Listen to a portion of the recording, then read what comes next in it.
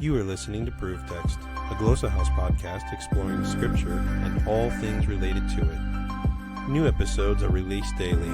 For more information, check out glossahouse.com and subscribe to our channels on Spotify and YouTube. Welcome and enjoy. Hello, welcome to Constituent Marking with Fred Long on Proof Text. I am Fred Long, and we're continuing with our constituent marking of 14.5. Let me read the Greek text. We're 1 Corinthians 14.5. So the Greek text, I'll read it, and then I'll explain my marking of it. Thelo de, pantas umas, lalin, glosses, malonde ina, prophetevete.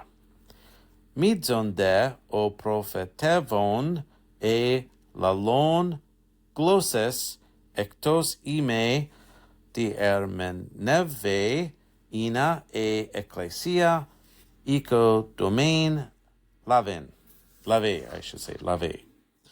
All right, thelo de.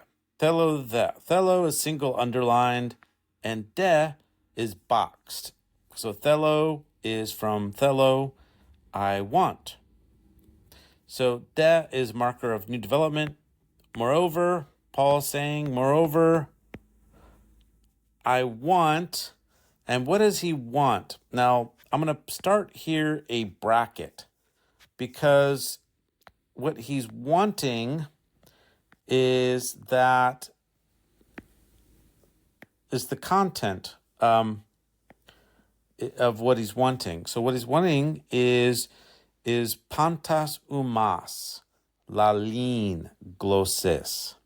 I want that all of you speak in languages. All of you to speak in languages or speak in tongues, okay? So pantas umas is, I double underline it, but really this is what's considered the subject of the infinitive. So this is a construction where the infinitive lalin is from laleo, epsilon contract, with the present active infinitive endings in, laleo plus in, and it leads to in with a circumflex on it.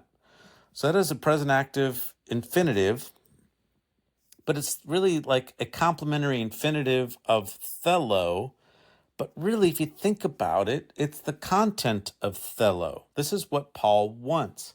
Okay, so complementary infinitive, I like to think of this construction as a content clause, because the infinitive can be used to indicate content of things, as well as, to be a complement.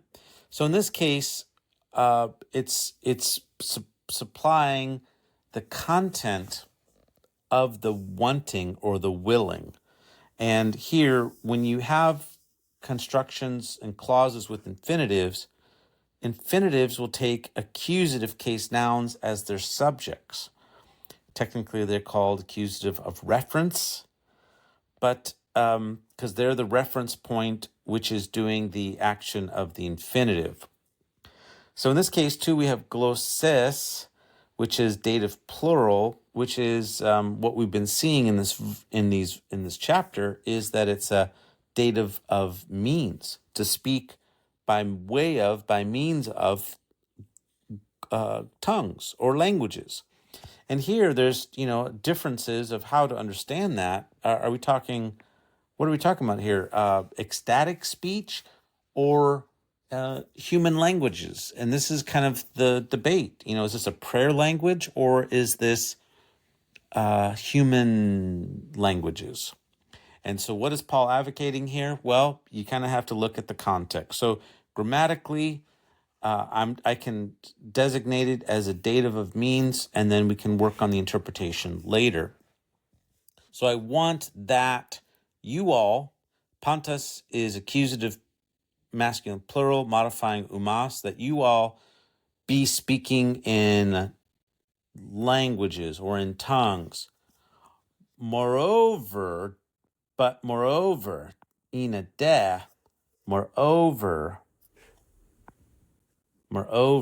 and so here I need to turn my marker on. Moreover, malon de, that, in order that you would prophesy. So what's interesting here is the de indicates a new development, and then the malon is a word that means more. It's an adverb, and there is a implied main verb here, but it's resupplied. It's resupplied from thelo. I mean, thelo is resupplied here, but more I want, but I'd rather have you more. And then the content of what he wants here is elevated in prominence, because rather than having an infinitive clause, which thelo normally takes an infinitive clause as its verbal complement, or I would consider it a content clause. Here, the content clause is indicated by the ina. Now, ina can be used for with a subjunctive mood, and it's really an elevation in mood. We're getting more prominence to it as a kind of like almost like a goal. I want with intentionality. So what is Paul wanting and stressing as a goal? I would rather have that you prophesy. Okay, so he wants them all to speak in languages or in prayer language, but more that you would prophesy. Okay, so he's going to be pushing prophesying.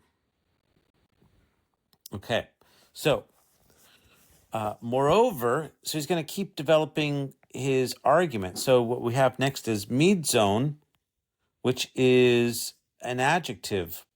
Midzon de. Moreover, greater is the one prophesying. So o prophetevon is single underline than. So greater is the one prophesying. So what we have with maidzone, this is a comparative form of mega. It's a comparative. So mega means great. Maidzone means greater. And this is a predicate adjective construction. So predicate adjective construction means that there's no verb, or you don't have to have a verb, but it's implied. The verb is implied. So greater is the one prophesying than the one olalon glosses, dative of means, speaking in languages apart from, except, outside of, except. And so this is really interesting because outside of is added. It's an adverb, and it's added for some extra effect.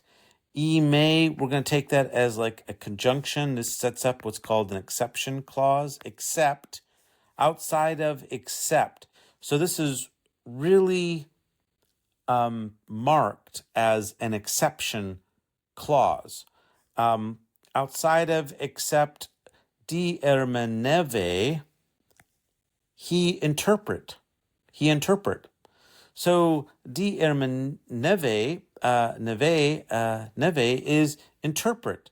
Outside of, except, he interprets. So greater is the one prophesying than the one speaking in languages, except in the case that he interpret, in order that ina, ecclesia, domain lave.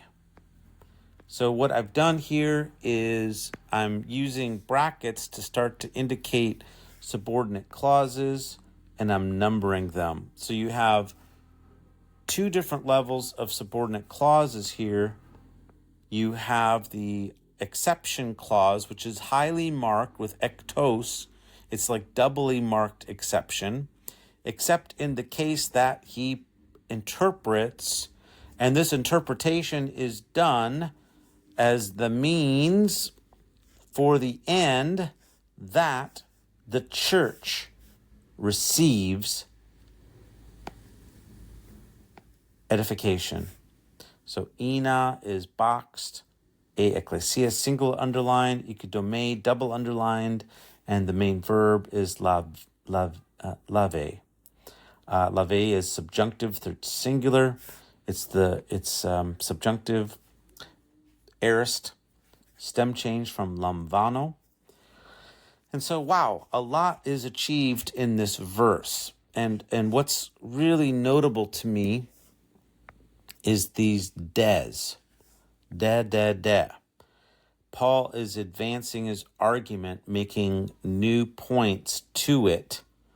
And he's established something pretty important here, that prophesying is in fact greater, except when tongues is interpreted.